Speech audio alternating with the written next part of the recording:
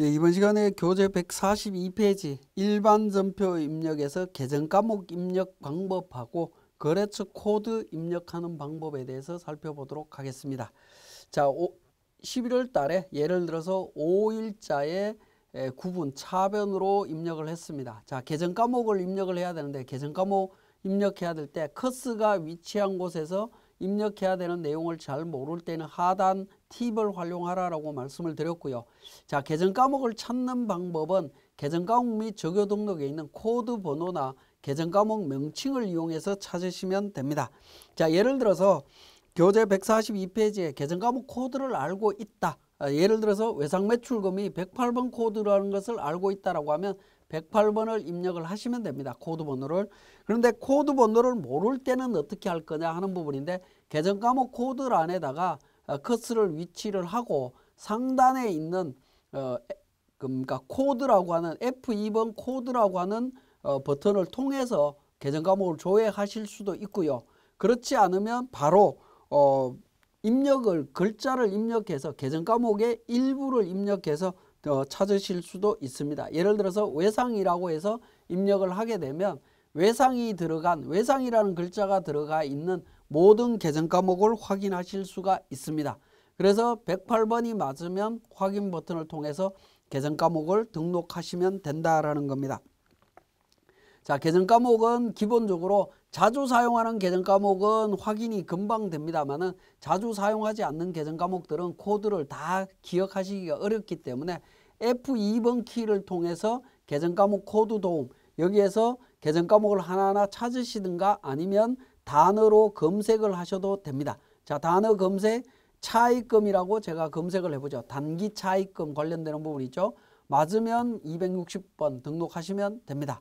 마찬가지로 F2번 키를 쓰지 않고 계정 과목 코드에다가 계정 과목의 일부를 입력해서 찾으실 수도 있다라는 거 기억을 하시면 되겠습니다.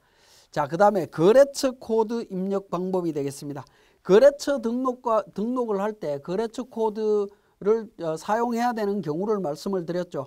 채권 채무 계정인 외상매출금, 외상매입금 등의 거래처별 자택 또는 거래 내역 관리를 위해서 거래처 코드와 거래처명을 반드시 등록해야 된다. 채권 채무와 관련되는 것들은 무조건 등록한다.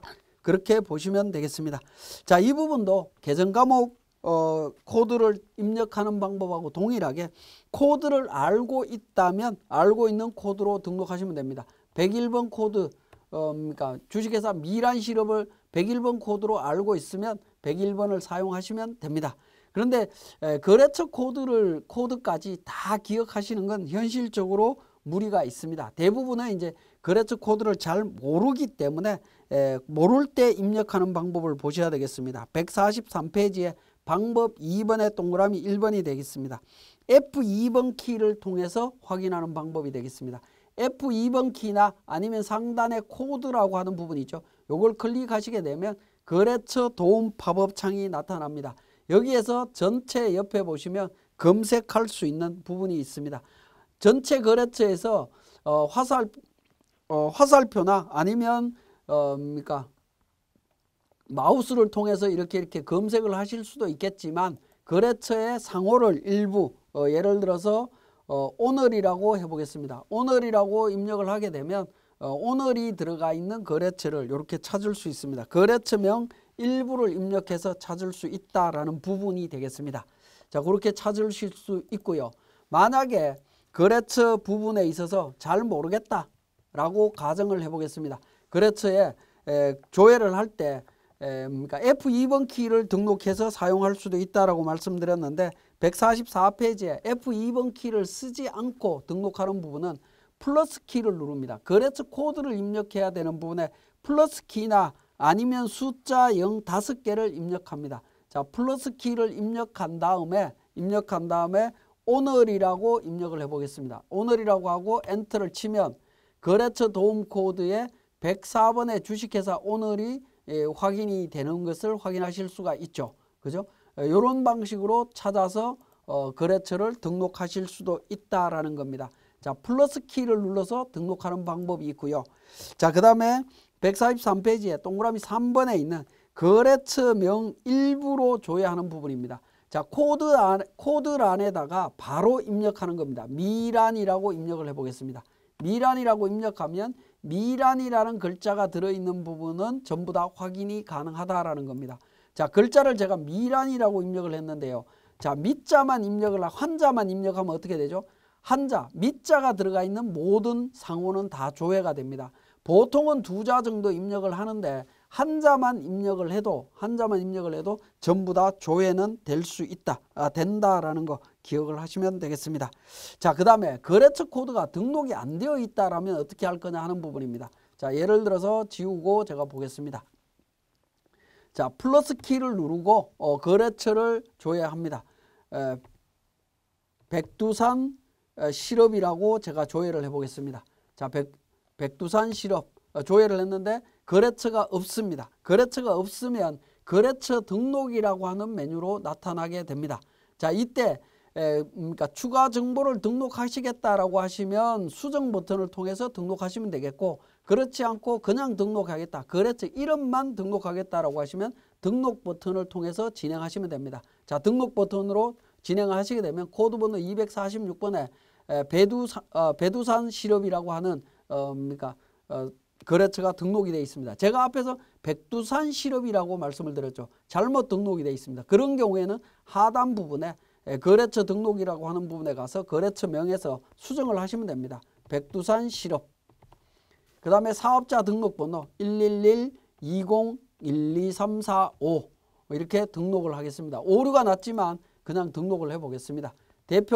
대표자 백두산